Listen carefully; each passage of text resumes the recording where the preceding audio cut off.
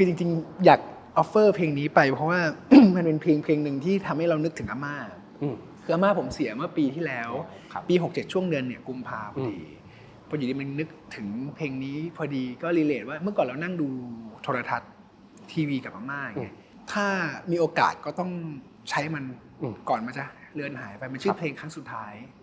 โอเคครับวันดีครับวันดีครับอยากจะชวนไมค์คุยเรื่องเพลงครับดีเลยครับโอเค อยากให้ไมค์เลือก5เพลงครับที่บ่งบอกชีวิตแล้วก็ตัวตนของไมค์ภาคภูมิครับโอ้ถ้า5เพลงแล้วบ่งบอกชีวิตเลยยากมากน่าจะยากมากเพราะว่าคือก็ผมว่าทุกคนน่ะที่ชอบฟังเพลงจะฟังเพลงเยอะมากถ้าให้เลือกมา5เพลงเลยอ่ะผมว่าน่าจะมีอาการหลายใจในการเลือกนึกออกไหมครับท็อป5ในการบ่งบอกชีวิตยากมากแต่ต้องใช้ว่าเป็น5เพลงที่ทำให้ผมเกิดไทม์แคปซูลไปในช่วงเวลาต่างๆในชีวิตน่าจะง่ายกว่าและจะเห็นความหลากหลายมากขึ้นได้ครับเพลงแรกออกมาคือตอนนี้เรามาถ่ายอยู่เดือนกุมภาเพื่อไปมีนาใช่ไหมฮะเล่มมีนาผมก็เลยนึกถึงเพลงที่ตรงตามชื่อของเดือนที่ถ่ายเลยก็คือกุมภาพันธ์เพลงกุมภาพันธ์เนี่ยมันเป็นตัวแทนของความรู้สึกผิดหวังความรู้สึกผิดหวังก็ตามเนื้อเพลงหลายๆคนเคยฟังของปีเตอร์คอปนะครับคงเป็นที่ฟ้าเบื้องบนเนี่ยที่มันทำให้เรา2คนได้เจอกันแต่สุดท้ายแล้วก็เป็นฟ้าเหมือนกันที่พากเรา2คนให้จากไปคือการที่ ไม่เจอกันเลยอ่ะมันจะไม่มีความทุกข์อะไรเลยนะมันไม่มีประสบการณ์ร่วมที่แบบให้โหยหาให้นึกถึงแต่พอมาเจอกันอ้าวฟ้าดันใจร้ายเอาเข้าไปเนี่ยมัน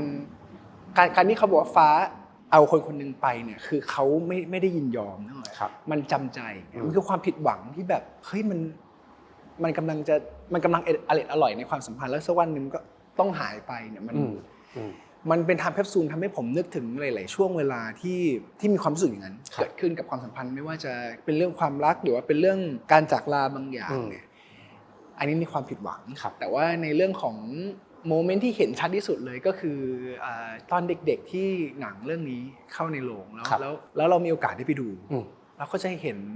ภาพของนิวยอร์กภาพของพระเอกนางเอกที่แบบมันขืนใจต้องจากกันอย่างเงี้ยมันเป็นความรู้สึกที่ทำให้เรานึกถึงวัยเด็กกับความผิดหวังความรู้สึกแบบนั้นตอนนั้นไม่เข้าใจ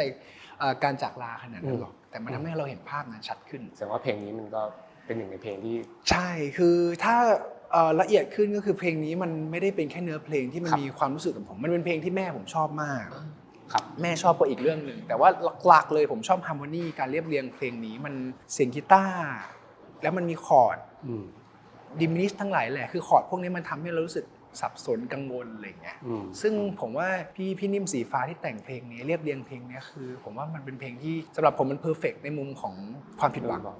ในเรื่องของความรักแต่ว่าคุณอาจจะผมอินเพลงนี้ความผิดหวังในความรักคือผมเป็นคนชอบไม่ได้ว่า enjoy ในการอยู่โมเมนต์ของความทุกข์หรือความผิดหวังแต่ว่าเวลาเราอยู่ความทุกข์ความผิดหวังเนี่ยเราจะเจอความสะเทือนใจบางอย่างที่มันทำให้เราแบบเสพติดมันคือไม่ได้ชอบเข้าไปอยู่ตรงนั้นนะแต่ถ้าเวลามันเจออ่ะมันจะมีความโมเมนต์บางอย่างที่ทำให้เราแบบแอบเสพติดมันอยู่บ้างนึกออกใช่ไหมฮะมันจะมีคนบางคนอาจจะเรียกว่าเสพติดความเจ็บปวดเสพติดความผิดหวังอะไรเงี้ยเสพติดความสุขอะไรเงี้ยแต่บางทีเมื่อเราจำเป็นต้องเจอจำใจต้องเจออ่ะเราก็แค่พยายามหามุมที่แบบอยู่กับมันให้ได้อาจจะเจอบ่อยมั้งเด็กๆโอเคครับโอเคครับเพลงที่2มาเพลงที่2เหรอถ้ามีความผิดหวังแล้วก็ต้องมีเป็นความหวังแล้วกันครับความหวังเพลงน้องๆวัยรุ่นอาจจะไม่ค่อยได้ยินกันชื่อเพลงนี้ชื่อเพลงอย่าหยุดยั้งเวอร์ชั่นของดิโอลานโปรเจกต์เป็นดิโอลานโปรเจกต์กับก็จะเสียงกีตาร์ของพี่โอลานฮาร์โมนีเสียงร้องที่สูงที่มันซื่อๆตรงๆมันทำให้เพลงนี้มีความหมายตามชื่อเพลงได้เต็มที่ว่าอย่าหยุดยั้งคืออย่าไปแคร์ถึงเรื่องราวที่มันผ่านมาในครั้งก่อนอย่ามัวนอนเศร้าโศกเสียใจคือถ้าฟังมันจะเห็นเลยว่ามันค่อยๆปลุกใจทำให้เรามีความหวังเรื่อยๆแล้วก็มันคุ้มกันหรือเปล่าที่ต้องมาจมอยู่อย่างเงี้ยอะไรก็ว่าไปถ้ามีโอกาสลองฟังเพลงนี้ดูนะครับก็ มันเป็นไทม์แคปซูลทำให้ผมนึกย้อนไปถึงช่วงที่ผมเกเรเรื่องเรียนมากๆจัดเลยอ่ะจนถึงวันที่แบบเฮ้ยมันต้องเอาตัวรอดแล้วอ่ะคือถ้าใครก็ตามที่เคยเจอเรื่องอะไรที่มันแบบหลังชนฝาแล้วอ่ะแล้วต้องเอาตัวรอดแล้วแบบมันมืด7 ด้านแล้วเหลือด้านที่8แล้วเนี่ยแบบมันจะเข้าใจความรู้สึกที่ผมพูดอยู่ว่าเฮ้ยมันต้องหาอะไรบางอย่างที่เป็นความหวังกำลังใจให้ตัวเองทำบุญก็เรื่องนึงคุยกับคนที่เราไว้ใจก็เรื่องนึงแต่เพลงก็เป็นอีกเรื่องนึงที่ทำให้เราแบบใจฟูทุกครั้งเวลาเหนื่อยเพลงนี้ก็เป็นเพลงนึงที่ทำให้ผมมีกำลังใจมากๆในช่วงนั้นแล้วเราก็หามาฟังเองคือเราเป็นคนชอบเพลงร็อกอยู่แล้วชอบเพลงที่มันไม่ได้โมเดิร์นมากอยู่แล้วในช่วงนั้นก็เลยลองหาเพลงของหินเหล็กไฟหาเพลงของดิโอลานหาแล้วพอฟังเพลงนี้รู้สึกเฮ้ยมันเป็นเพลงที่ทำให้เรารู้สึกดีเวลาเรากังวลในใจที่จะกำลังสู้อยู่เป็นตัวแทนของความหวังได้ดีครับเพลงนี้คุณฟังบ่อยช่วงไหนช่วงเรียนช่วงประมาณปี4ปี3ปี4ช่วงเดือดมากก็ แต่จริงๆเราได้ยินตั้งแต่เด็กแหละเพราะเป็นเพลงที่ค่อนข้างจะดังในหมู่ของคนเล่นกีตาร์เพลงร็อกในยุค90 80อะไรอย่างเงี้ยแต่เราไม่ได้ฟังเนื้อหาเพลงแต่พอเรามาฟังเนื้อหาเพลงตอนโตมันแบบเฮ้ยแต่ละท่อนที่เขาบอกอย่าไปแคร์ถึงเรื่องราวในครั้งก่อนอย่ามัวนอนเศร้าโศกสันเมื่อช้ำใจก็ลองคิดไข้ควรมันคุ้มกันหรือเปล่าตัดอกตัดใจบ้างเถิดหนาคนดีคือมันอาจจะดูเชยในบางครั้งนะคำพูดแต่ว่าความหมายคือมันตรงมากก็ตรงๆเลยเป็นเพลงที่ให้ความหวังให้กำลังใจแล้วใช่แล้วฮาร์โมนีเพลงก็ปลุกความหวังในใจขึ้นมาประมาณนี้โอเคครับลิสต์เพลงวันนี้อาจจะเชยนิดนึงเลยครับไม่เป็นไรจะไม่ได้โมเดิร์นมากเพราะว่ามันเป็นการทำแคปซูลไปถึงเรื่องราวในอดีตของผมครับโอเคเพลงที่3ครับเพลงที่3อันแรกความผิดหวังอันที่2ความหวังเป็นความรักบ้างดีกว่ามันมีเพลงนึงที่ทำให้ผมรู้สึกว่าเฮ้ยเพลงนี้มันได้เห็นมุมมองของความรักที่เป็นตัวเราด้วยแล้วก็ได้เห็นถึงความรักที่มันยังสดใหม่ในความสัมพันธ์ต่างๆที่เกิดขึ้นผมเลือกเพลง Your Body is Wonderland ของจอห์นเมเยอร์มันเป็นเพลงแรกที่ทำให้ผมรู้จักจอห์นเมเยอร์ตอนเด็กๆแหละครั้งแรกฟังไม่รู้เรื่องอะไรหรอกแต่ว่าพอเราเริ่มโตขึ้นมาแล้วเนี่ยเราเข้าใจเนื้อหาเพลงเราเห็นว่าเฮ้ยเพลงมันเซ็กซี่มากเพลงมันค่อนข้างอีโรติกประมาณนึงแต่เป็นการอีโรติกแบบที่มียังแบบมีกลิ่นของความรักเวลาเราได้เจอใครสักคนแล้วได้อยู่ใกล้เขาได้เจอฟีโรโมนของเขาได้อะไรก็ว่ากันไปเนี่ยมันเป็นสิ่งที่ทำให้เฮ้ยเพลงนี้มันนิยามความรู้สึกนั้นได้ดีในความรู้สึกของผมและหลายคนที่อาจจะชอบเพลงนี้หรือชอบเมเยอร์เนี่ยก็เนื้อเพลงก็เซ็กซี่ครับก็บรรยายไปว่าตามชื่อเพลงเลยว่าบอดี้ของคุณมันคือ Wonderland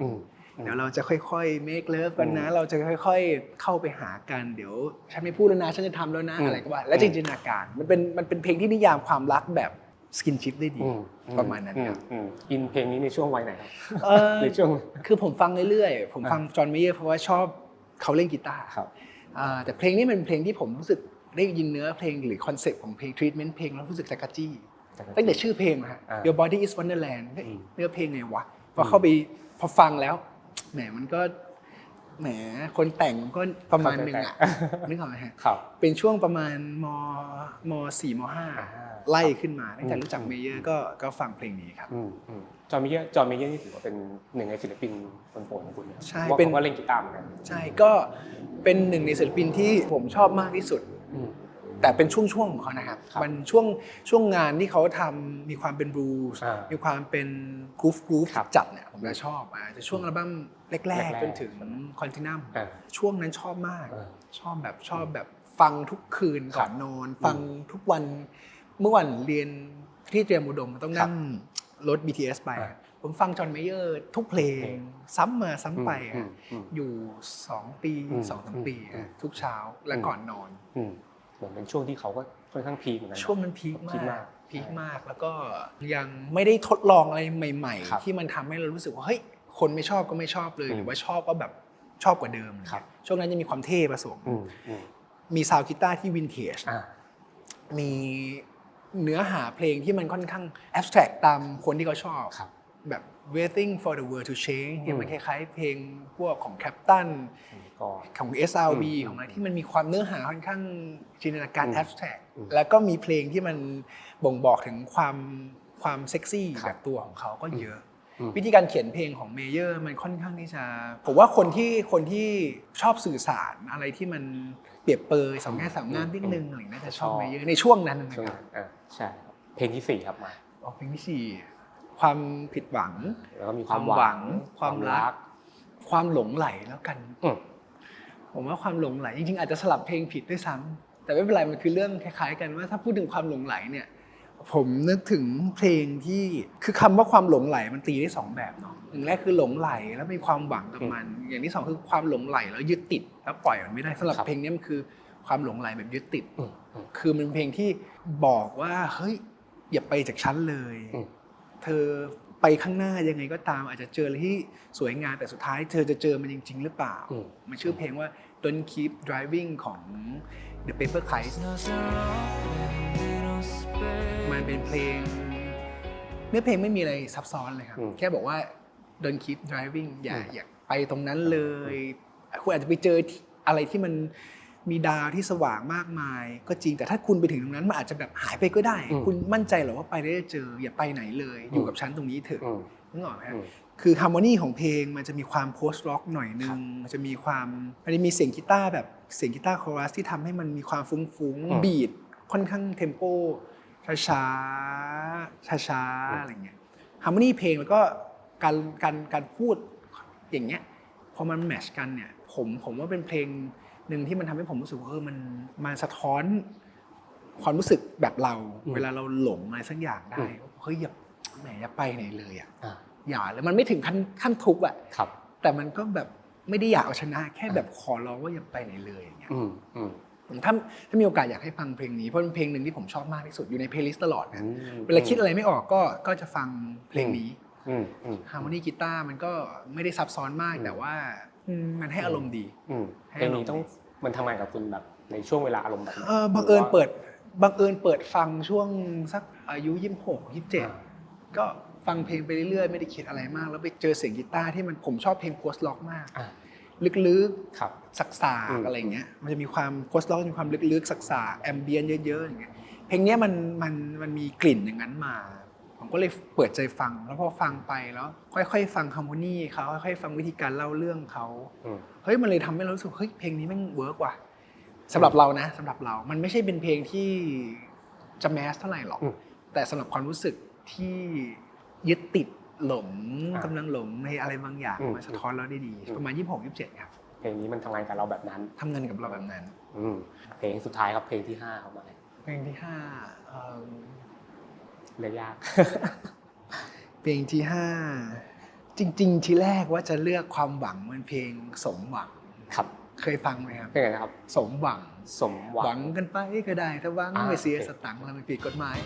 หวังกันไปก็ได้แต่หวังคือผมฟังเพลงเยอะนิดนึงเพราะว่าเป็นเด็กต่างจังหวัดด้วยอันนี้แทรกมาไม่นำนะเพลง 4.5 คือจริงๆอยากออฟเฟอร์เพลงนี้ไปเพราะว่า มันเป็นเพลงหนึ่งที่ทำให้เรานึกถึงอาม่าคืออาม่าผมเสียเมื่อปีที่แล้วปี67ช่วงเดือนเนี่ยกุมภาพันธ์พอดีพออยู่ดีมันนึกถึงเพลงนี้พอดีก็รีเลทว่าเมื่อก่อนเรานั่งดูโทรทัศน์ทีวีกับอาม่าไงดูละครช่อง7อะไรเงี้ยก็นั่นแหละมันก็เป็นทุกเย็นที่ได้อยู่กับเขาพอนึกถึงเพลงนี้ทีไรมันก็รู้สึกเห็นเป็นภาพเลยอะว่า บรรยากาศตอนนั้นที่เรานั่งดูกับเขาอะไรเงี้ยแล้วก็เป็นเพลงที่ผมรู้สึกว่ามันสนุกดีแล้วมันก็เป็นเพลงไทยที่มันให้บรรยากาศตอนเราเด็กได้ดีเพราะเราดูละครช่อง7แล้วก็ติดละครกับอาม่าดูละครกับอาม่าใช่แล้วเนื้อเพลงก็มันจะบอกว่ามันมีท่อนนึงบอกว่าคนจนแล้วก็หวังแต่หวยคนรวยก็เล่นแต่หุ้นอะไรเงี้ยมันก็พอโตขึ้นมาก็มันก็จริงแบบเนื้อเพลงก็มีความน่ารักในตัวเขาดีอันนี้เพลง 4.5 นะ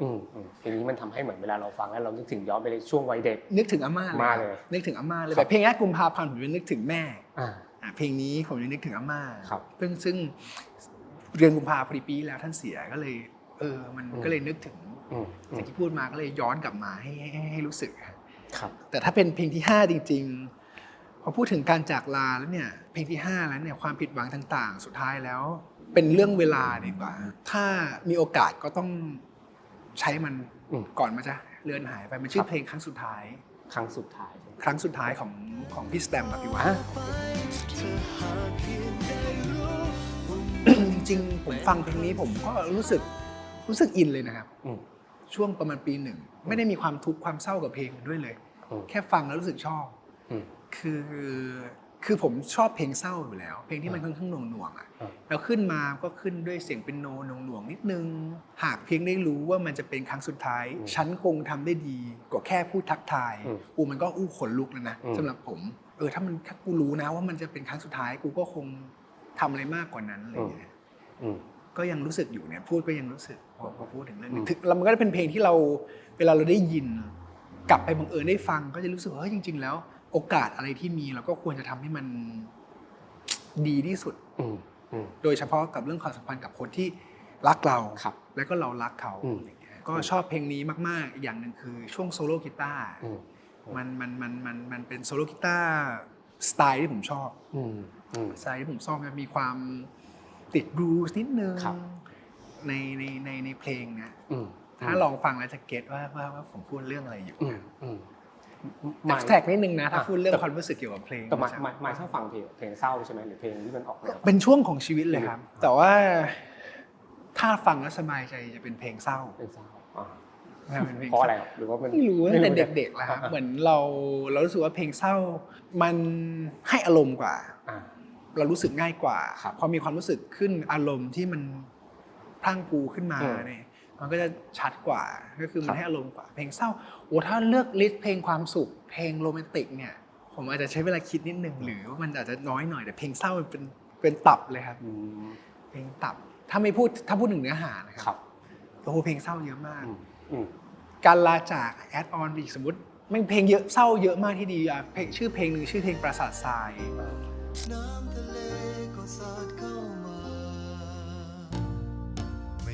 คือปราสาททรายไอท่อนเวิร์สอะอารัมพบทของแม่งเวิร์สแรก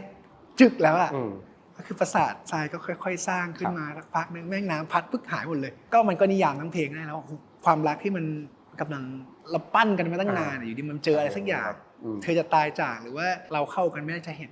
เธอแม่งหายไปเลยมันก็เห็นภาพชัดนะคนแต่งก็ทำให้ผมรู้สึกอินมากๆเฮ้ยเขาก็เปรียบเทียบได้ดีนะว่าปราสาททรายปั้นตั้งนานสักพักแล้วสักวันหนึ่งที่สิ่งที่มันอยู่ภายใต้ wording เนี้ยก็คือปราสาททรายปั้นอย่างนี้ก็ตามอยู่ตรงชายหาดนะครับสักวันหนึ่งน้ำทะเลมันต้องขึ้นมาดีคือมันไม่มีอะไรที่มันจีรังภายใต้ของการลาจากเนี่ยว่าเพลงมันค่อนข้างลึกซึ้งหรือผมลึกซึ้งเองก็ไม่รู้ผมยังนึกว่าคุณเป็นคนโรแมนติกนะเหมือนว่ามีเพลงโรแมนติกเพลงรักเลยคือโรแมนติกก็คือผมว่าการโรแมนติกมันคือเรื่องของการที่เราอยากจะทำอะไรให้ใครสักคนเอนจอยกับโมเมนต์ด้วยกันผมว่าความโรแมนติกอยู่ตรงนั้นแต่ว่าผมไม่ใช่เป็นประเภทที่โรแมนติกด้วยการที่แบบฟังแล้วโลกเป็นสีชมพูหรือว่าฟังแล้วแบบหัวใจฟูนอนนึกถึงเขาทุกวันมันมีช่วงนั้นอยู่แล้วแหละเยอะด้วยเมื่อก่อนแต่ว่าพื้นฐานของการฟังเพลงมันจะอยู่บนพื้นฐานของการฟังแล้วรู้สึกละเหี่ยใจรู้สึกแบบเนาะรู้สึกเข้าใจรู้สึกแบบโอเคเดี๋ยวมันจะดีขึ้นอะไรเงี้ยความหวังกำลังใจต่างๆมันสำหรับผมมันน่าสนใจกว่าความโรแมนติกของความรักในเรื่องเพลงนะครับและที่สำคัญคือพวกถ้าพูดลึกขึ้นมาหน่อยพวกฮาร์โมนีที่เป็นเพลงเศร้าทั้งหลายแหละพวกคอร์ดพวกวิธีการไดนามิกอย่างเงี้ยมันจะหวือหวากว่าเพลงเศร้ามันจะเดี๋ยวเบาเดี๋ยวแรงเดี๋ยวขยี้เดี๋ยวแต่เพลงโรแมนติกมันจะอัพไรท์ขึ้นมามันจะสดชื่นเลยดังนั้นเพลงทุกๆต่างๆเนี่ยมันทำให้เราเจอไดนามิกเพลงที่เยอะกว่ากับความรู้สึกประมาณนั้นแต่ก็ฟังเป็นคนโรแมนติกอยู่บ้างครับอย่างนิดหน่อยเรียบร้อยแล้วครับขอบคุณมากครับขอบคุณมากตัดยากเลยทีเนี้ยพูดเยอะขอบคุณครับ